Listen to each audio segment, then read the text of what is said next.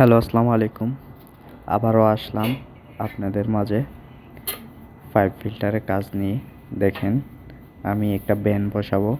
এখানে মাকসালা, সৌদি আরবে মাকসালা বলে, মাকসালার পানি লিকেজ করে, তার কারণে আমি এটা একটা ব্যান লাগাবো পাইপ দিয়ে, 1.5 ইঞ্চি পাইপ। দেখেন, পাইপটা কাটতেছি। কাটার পরে আমি এটা লাগাবো। কীভাবে লাগাই দেখেন আপনারা। দেখেন, আমি কাটতেছি। কাটার পরে এখানে গাড়া আছে, এই যে গাড়া বা আঠা জাতীয় জিনিস, এটাকে আঠা বলে বাংলাদেশে, এটা সৌদি আরবে গাড়া বলে।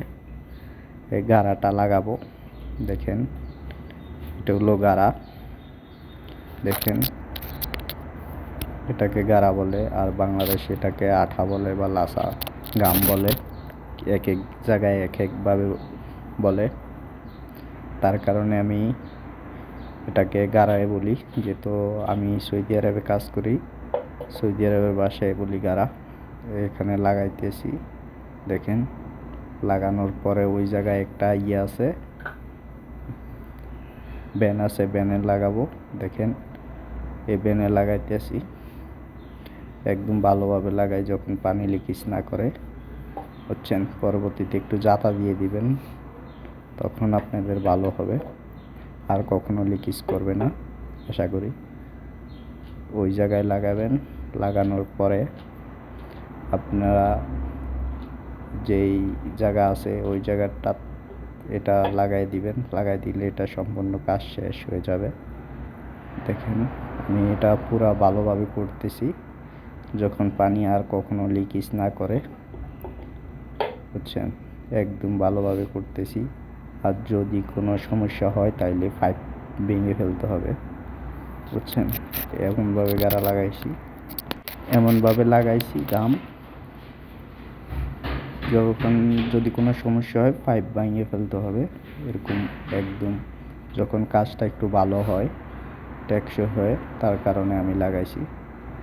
তারপরেও আমি ওইটা সাইডে দিয়ে ভালোভাবে লাগাবো আরও, বুঝছেন। দেখে লাগাবার আগে দেখতে হবে কি এটা সিধা আসেনি, বুঝছেন। আগে একটু দেখে রাখবেন যে সিধা আসেনি। তারপরে উপরে আরেকটা পাইপ লাগাবো। দেখেন, আমি পাইপটা কাটতেছি। কাটার পরে এটা 1.5 ইঞ্চি পাইপ, আর আমি এটা লাগাইতেছি 1.5 ইঞ্চি, বুঝছেন। 1.5 ইঞ্চি পাইপটা কাটতেছি।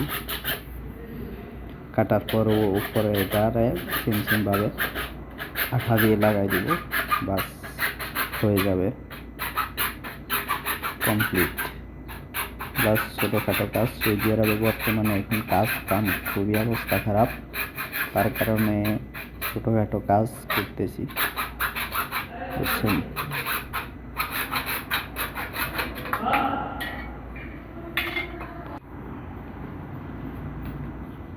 দেখেন, এটা লাগানো হয়েছে। এটা পরবর্তীতে আমি করব, গাড়া দিয়ে ভালোভাবে লাগাবো আঠা দিয়ে। আর আমার ভিডিওটা ভালো লাগলে লাইক, কমেন্ট, সাবস্ক্রাইব করে যাইন, এটাই আপনাদের কাছে আমার অনুরোধ।